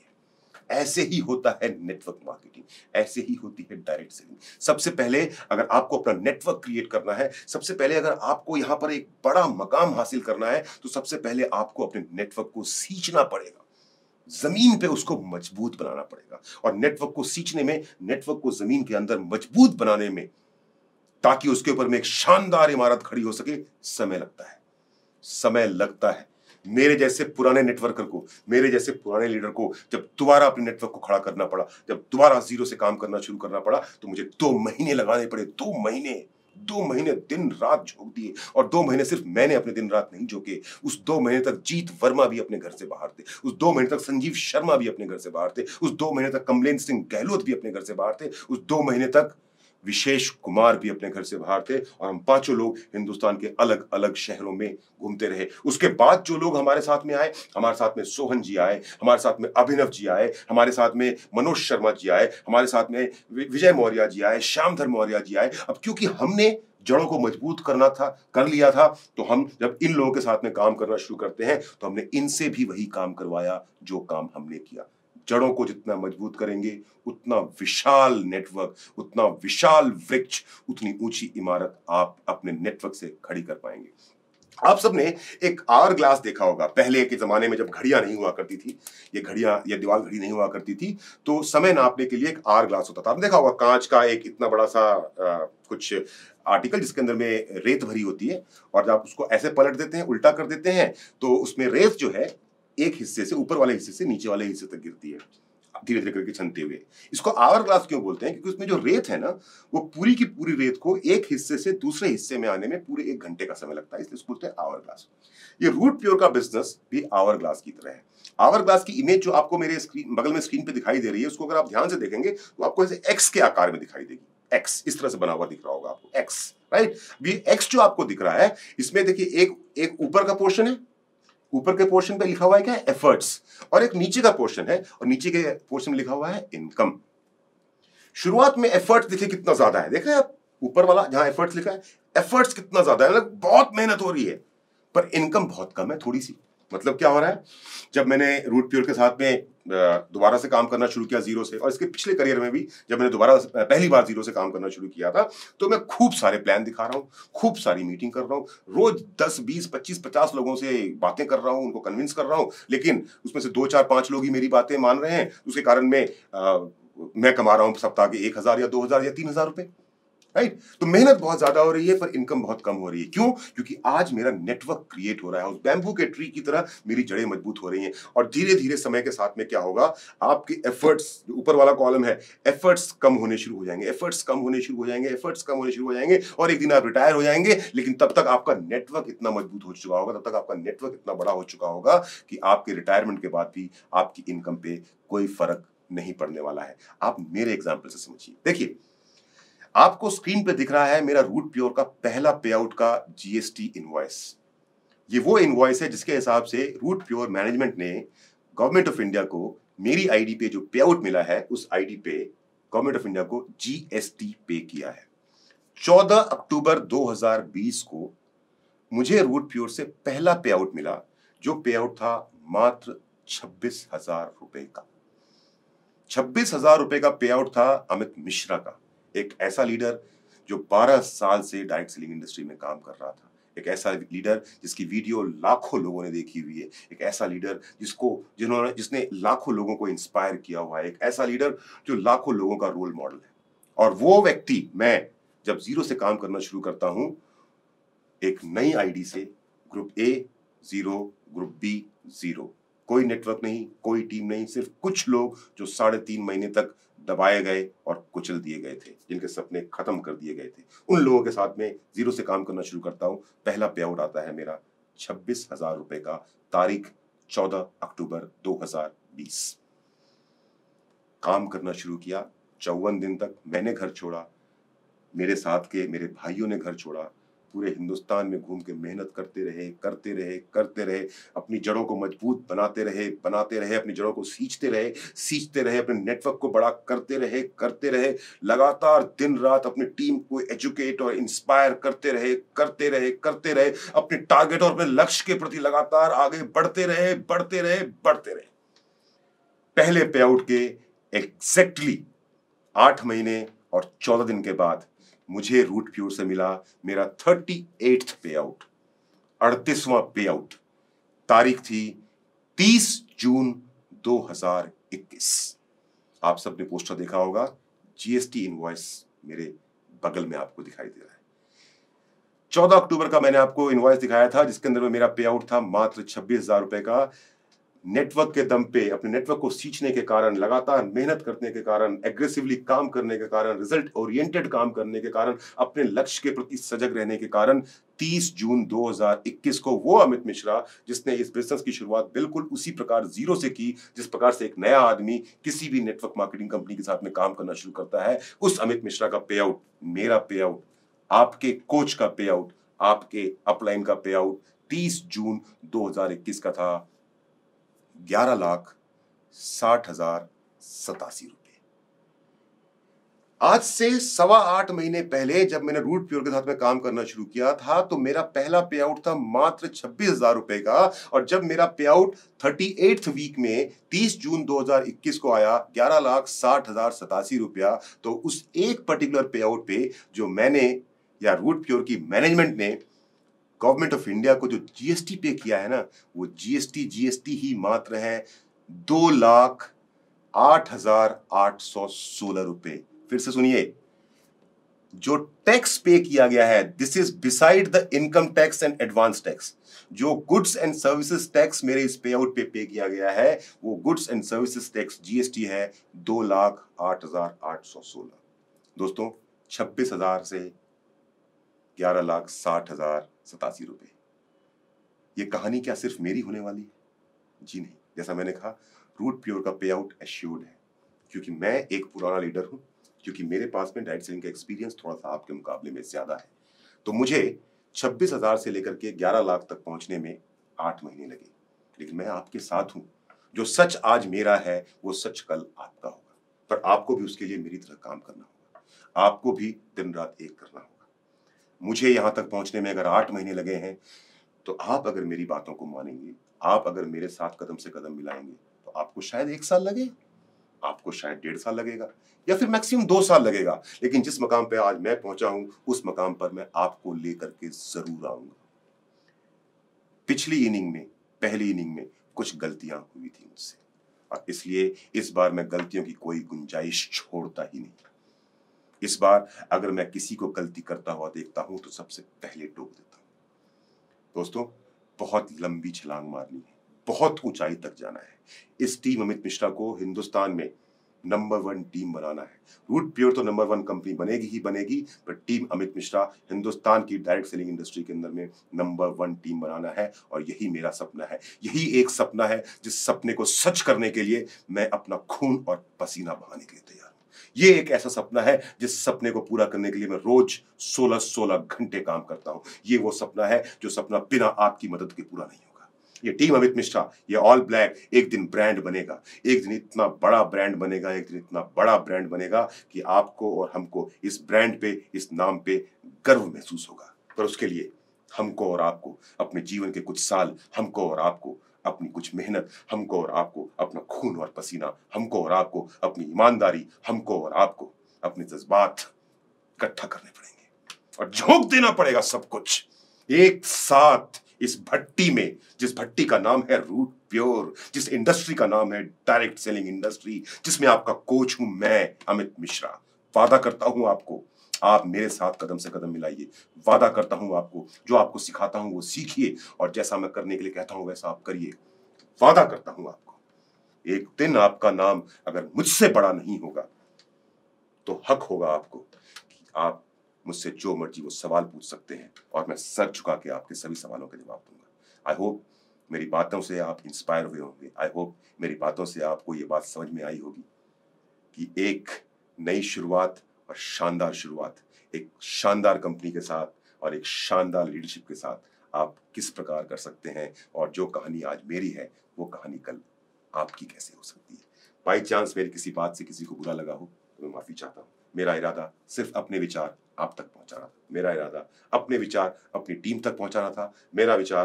मेरा इरादा सिर्फ अपने विचार उन लोगों तक पहुंचाना था जो आज भी अधर में लटके हुए हैं, डिसाइड नहीं कर पा रहे हैं कि क्या करना है और क्या नहीं करना है। स्वागत है आपका मेरे साथ इस सफर में, जिस सफर में आपको मैं सफलता की बुलंदी तक लेके जाने का दम भी रखता हूं और हिम्मत भी है। Thank you very much. God bless you all. जय रूट प्योर, जय हिंद।